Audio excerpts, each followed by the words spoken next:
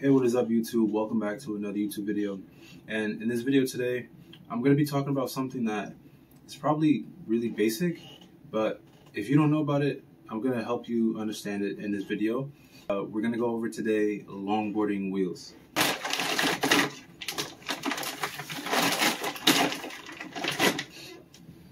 We're going to go over durometer, millimeters, which is the size, and we're going to go over contact patch. So these are the three things that you want to look at when determining your next set of wheels. So we're going to go over it right now, the very basics of how to read a longboard wheel. So the first thing you want to do when you get a longboard wheel or you're on the website to buy your longboarding wheels is you want to look at first the size of the wheel. So this is the full diameter of the wheel. This will tell you in millimeters what the size is. So for this Powell Peralta soft slide wheel, it's 70 millimeters.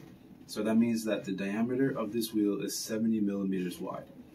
So that's something to know because based on the discipline of longboarding you're going to be doing, which could be either dancing, downhill, free ride, or distance skating, you want to know how big your longboard wheel is, or the wheel that you're going to get.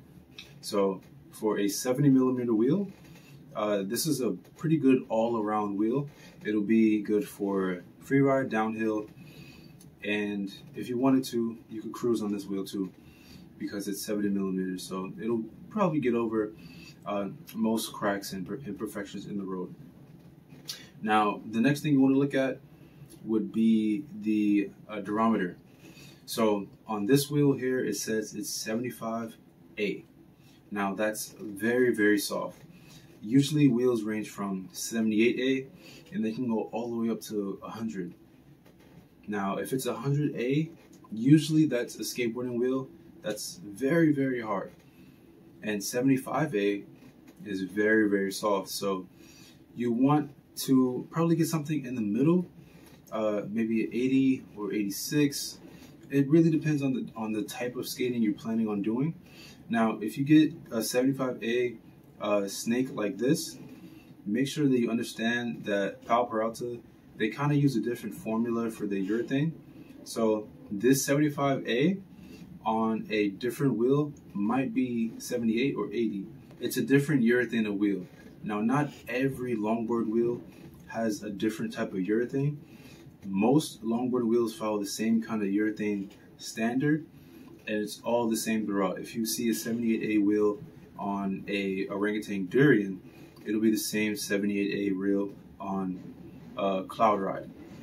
So I just want you to understand that it's not always going to be different, but I know for sure that on certain wheels, the urethane is made a little different.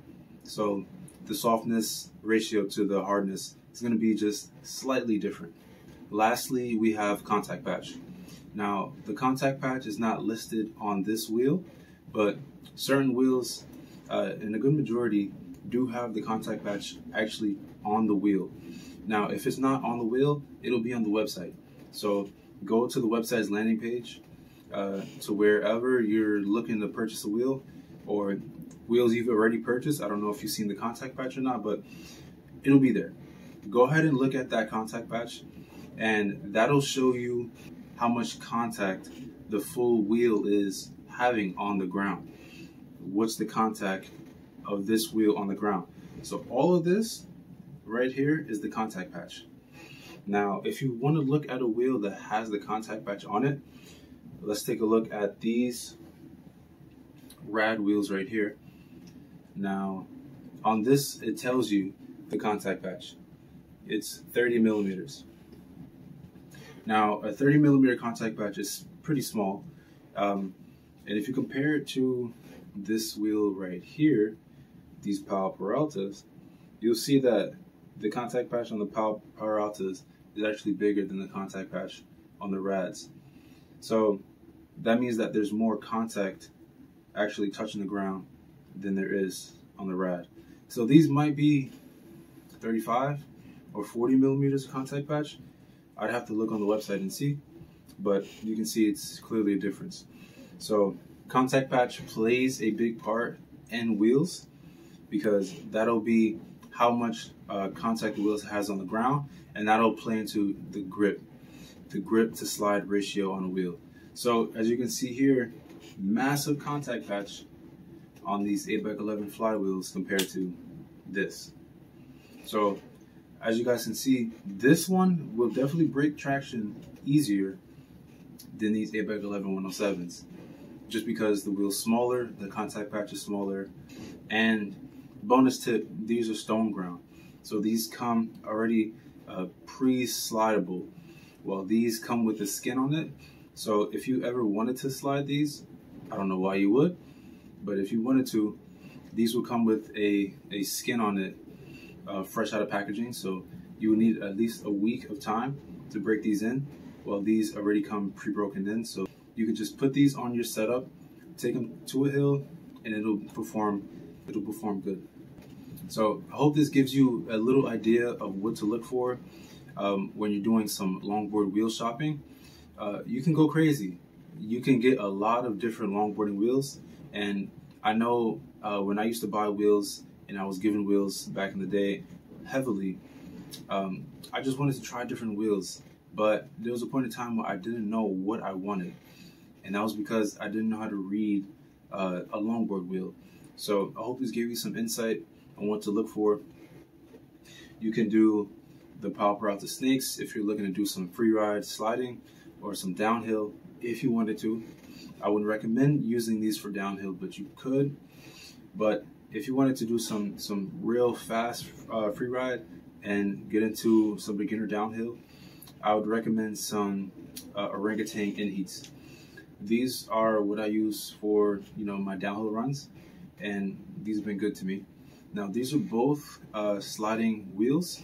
If you wanted some, I say, distance oriented wheels, go ahead and take a look at some 8x11 flywheels. Now I've done a full review on these wheels on my channel. If you go to Battle of the Big Wheels, you'll see this full review, and this is more for distance.